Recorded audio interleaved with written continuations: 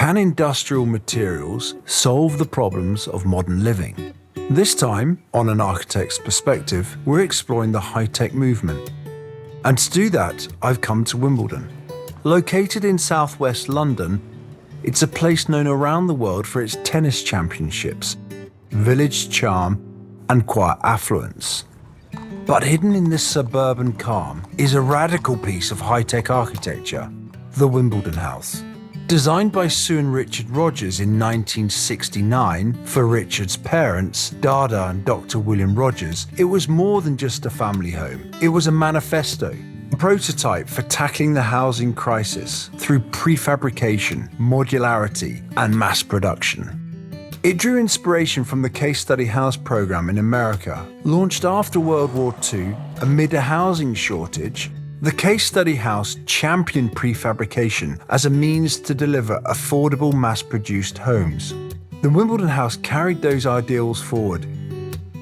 We'll explore how this groundbreaking house influenced generations of architects and planners, but also why it fell short of solving the housing crisis. I'm James Hamilton, and this is An Architect's Perspective on the Wimbledon House. We're just driving past the house now. We have the typical Edwardian houses that are very affluent and of their time. And then in stark contrast, right now, we are seeing 22 Parkside right there, the first yellow gate, which is the iconic colour that Richard Rogers uses in a lot of his buildings. It's great to be here and looking forward to getting in and seeing the house. So we've just arrived here at Wimbledon Common. As you can see, it's a very cold January morning. We're now going to go and meet Abe Rogers, who is the son of the architects Richard and Sue Rogers, who's going to show us around this house. As I enter the house, on my way to meeting Abe, something caught my attention. Upon arrival, we instantly see a clue to how this building is built. We see on the steel the indication of the manufacturer and the size. We can read on the steel that it's 14 inches deep and 6 3/4 wide. For me, that's fascinating because it illustrates that this steel wasn't actually designed for this particular house. It's an easily purchased component. Therefore, it's kind of saying this house is very much part of the British high-tech movement, which emphasises the use of these prefabricated components being used in housing. And that was an idea about trying to solve the housing crisis, to build the houses quickly and with flexibility using these components. Abe, great to meet you. James, great to meet you. We look forward to a tour of the house and hearing more about your story at this property. So, I mean, this is the principal building that Richard built in 1969 for his mother, my grandmother, and father, Nina and Dada. So on one hand, it's a total manifesto from a new type of architecture. On the other hand, it's the idea of creating a house which is really easy for an aging couple to live in. And so as we approach the house, one of the things that we can see is the original doorbell and the name tag, which is a lovely little remnant from your grandparents' era. It's a real reminder of who lived here in a way. And further we get down, we see a cat flap for the cat that always passed through. And I suppose these kind of scars from the past.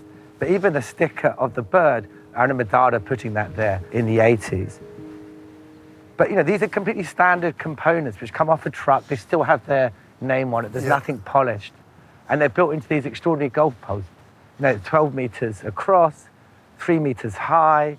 And the gap between the two buildings is another 12 meters across. So the idea that you could just continue filling it in. It was very modular in its articulation. So we're walking around the side. We pass the cat flap, do we not? We passed the cat flap, which is now being perspex in to kind of freeze it in time. I mean, these are all prefabricated panels that comes from the industry of refrigeration vans. Oh, okay. So the idea was to create this insulated envelope using prefabricated panels that then you just apply a neoprene to clip them together. So it's completely dry construction, the wet construction being the slab, and then these panels just clip together, attached to this I-beam. This particular door, is it a bus stop? I've never seen a bus with quite such a big door, but I think that the story is it comes from a bus. And I mean, these handles are quite fantastic. Yeah, they certainly are. And these are totally original. you know, and this whole, the movement. mechanism. Yeah, it's really satisfactory. And I love the idea that so many hands have come across them that they become sculpted. Sort of lovely patina on them almost in a way. I mean, Richard's mother was a really great cook, and she also worked a lot on the colours, and the colours come from the green from the park, the yellow from the sun, and these two different yellows. This kind of more eggy yellow. As we get over here, it becomes brighter, more daffodil. Well, this is a really interesting point for me because Creekveen doesn't have the colours that I think that Richard was famous for. However, are you saying that it was your grandmother's passion for colours that maybe led Richard down that path? Because we don't see this colour palette at Creekveen. I think the colour palette here is very much from Dada. You know, formally the house starts from over here. These, for me, are amazing. These are single pieces of float glass, which are then turned into sliding doors. And the original ones, which have sadly blown, had the dimples from where they'd held the glass. Oh, right. So they came in. Are there areas where you can see that this is definitely your mother's detail and role, and this is definitely your father's? Like how, you know, what you touch and... Yeah, I mean, I think it's so hard to say, and there's so much myth, but I think the kitchen arrangement is definitely Sue's. You know, in Creekveen, they developed the island. And here we have this kind of protective island, which is an evolution of that island to an extent. Right. And I think the building had, maybe my grandfather was quieter, but Dada was a very present force inside it. And Dada's pottery wheel would be here. Dada was a great potter. All the pottery we see there at the end. Is that actually hers? That's very early pottery of hers. So she would kind of hand turn this pot, and then she would go and cook her carrots. And then, but she wouldn't run. She was always, but she would move around with rags attached to her feet so she could clean the floor as she went. It was this like skating, sort of dancing. She was very small, Austro-Hungarian, born in Trieste. I think one of the stories that we need to just unpack is the idea we have Richard, we have Sue, and we have your grandparents in the design and realisation of this house. Richard had this really incredible ambition that this house is almost a contribution to how prefabrication of houses could exist and its potential contribution to social housing and house building in general. But to what extent was your grandparents signed up to that idea of Richard? And was it just Richard, or was it Richard and Sue? I think we should step back a moment because, we start with the ideal standard home show and the zip-up winning it, which is this concept purely made out of prefabricated of houses on stilts with minimum foundations that could be easily erected and could be distributed. And for clarity, this house was also designed by Richard and Sue, and in a very, very similar time. And again, this house, the zip-up house, is a very famous model that's heavily photographed, but it was never actually realised. It was never realised, and in order for it to be realised, you needed to produce hundreds of them because it was about setting up factory lines. It was about completely changing the procurement process, which we still, many of us are still trying to do within our industry. Did your grandmother buy into that idea? My grandmother bought absolutely into it. And Sue, Sue also was a great socialist. And I think in creating the zip-up house, they really believed that they were fostering a new type of architecture. Yeah. So he has this incredible idea. He does this amazing model, and then he says to his parents, "Let me build." They buy the land. He says, "Let's build a house." Right. And my grandparents is in love with this idea, and she has all this free space to play. Nino could continue seeing his patients. Yeah. I mean, Richard really fought for social housing, but he was never successful in really delivering a buildable piece of social housing. The problem with those projects is in order to make that leap, that change, you have to change procurement, you have to change the contractor, you have to change the way it works. And I think with all Richard's incredible success, the one place he didn't succeed was in the realisation of the concept of social housing. I think, Abe, for me, this is incredible because it lays the foundation, it raises ideas about the housing crisis, it raises ideas about quick construction on site, about prefabricated materials. And I think in Richard's words, he certainly didn't solve the housing crisis, but I think he very much laid the foundation for many other architects that followed him to think about it in a very different way. He asked the questions and he demonstrated the passion and the belief in creating human-centered, inexpensive architecture. Yeah, exactly. I mean, the house is full of really extraordinary details around quirky details, which maybe those also come from my mum, around the performance of the interior. And so we reveal this door here, which takes you into... So this toilet can be the toilet of the house, the public toilet. Okay. Oh, fantastic. It's these kind of these double doors, which I find really playful, which have been very influential to my own work, in fact. I love that expression, the performance of the interior. Yeah. And this house is all about that, Yeah, is it not? completely.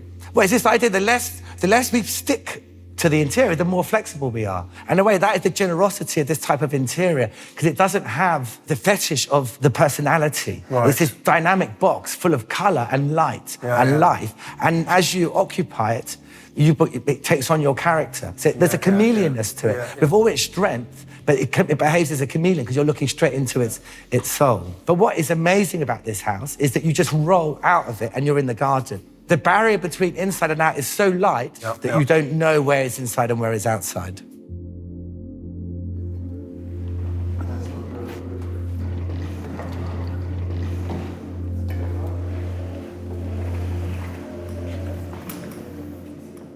And do we know what these are made from?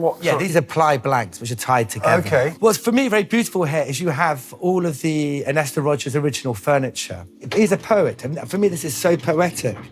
So this becomes like a giant travelling case. But this acts as almost a division as well. This is objects in space for me. And this is the whole thing. If we remove the architecture from the interior, then the object takes on the role of the architecture. Right. Except it's much more flexible. It's both wall and furniture. And we can therefore move the wall and put it somewhere else. But for me, one of my favourite spaces, if you want to come in here, well, it's funny to invite you into the bathroom. Oh, wow. And you're starting, you have this incredible skylight, and you have this really fantastic cold white light, and you feel, I always thought this is quite Space Odyssey in a way. You lie in the bath with the rain coming down, and the reflections everywhere. It's really powerful, and there's this repeated stainless steel detailing, and then there's kind of this radiator, which is part of definitely Sue's vocabulary that she designed. It's a really simple idea of just transforming the radiator into this kind of magical line of hot water. And that would have been the only heating in here. That would have been the only heating in here, yeah. I mean, it was great in the summer and it was chilly in the winter. The house is full of these really magical moments, and one of them for me is the space in here, which is the pantry to an extent. But Richard really believes in these overlapping activities, and he always talked about that in urbanism to an extent. But you even see it here, where this is the laundry room, but also it becomes the grandchildren's bedroom. These little couchette beds. And I slept many a night in here, and the next one falls down onto that. Talking in magical details, I've always really loved this, which again, it's off the peg, comes from an industrial. And it's this aperture system of ventilation that comes out.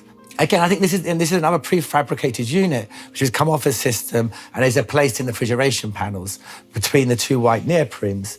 And it gives ventilation to the laundry and allows, the air through. Connection to nature. Connection to nature. And, back in the days, we used to have bamboo roots growing into the house, which gave you a real connection into nature. And it was really kind of, not to use high tech was the word that Richard hated, but this sort of the technology of architecture fighting with the power of greenery and greening. Tell us why Richard hated that. Richard never wanted to be a member of a club that anyone wanted him to be a member of. He always used to laugh that he was called a late modernist. He said, "I'm late for everything, even modernism." But I think he wanted to be creating a style which was free and not part of a trend. I think it was the notions of trend. Well, it strikes the note that we spoke about already about his rebel cause in a way. Yeah.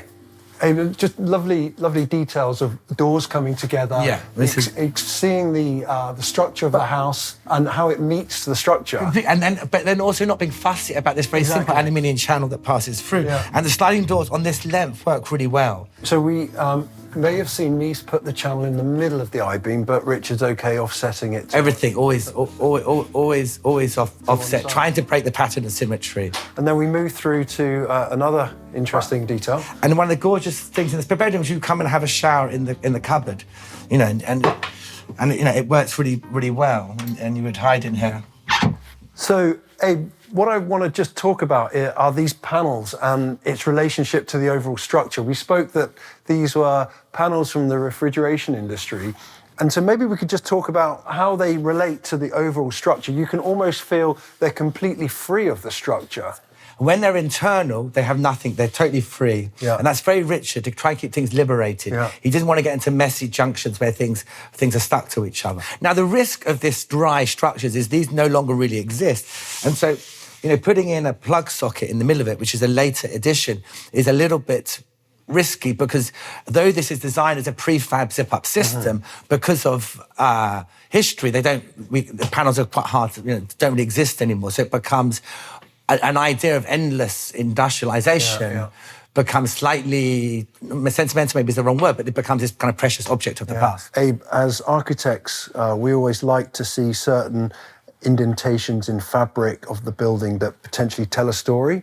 Here we can see a series of holes in the floor. I mean, we call these scars of the past, this idea of leaving stories behind. And if I'd done this, probably I would have filled the little holes with some colour or something to more celebrate. But I always love that Japanese notion, kintsugi, where they take a broken object and they make it more precious when they fix it. And they use silver, they weld it with silver solder. So it's this idea. Now, we would update that and we would use fluorescent pink filler or glue and leave those holes. So we're not hiding them, we're not badly fixing them, we're proud of the change and the transformation that we've made. Right, that's fascinating.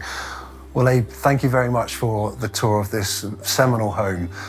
It's been a fascinating insight into a house which touches upon an amazing part of your family history. It's been an enormous privilege. Thank you so much for your time, Abe. Well, thank you for your interest. It's always such fun to have memories.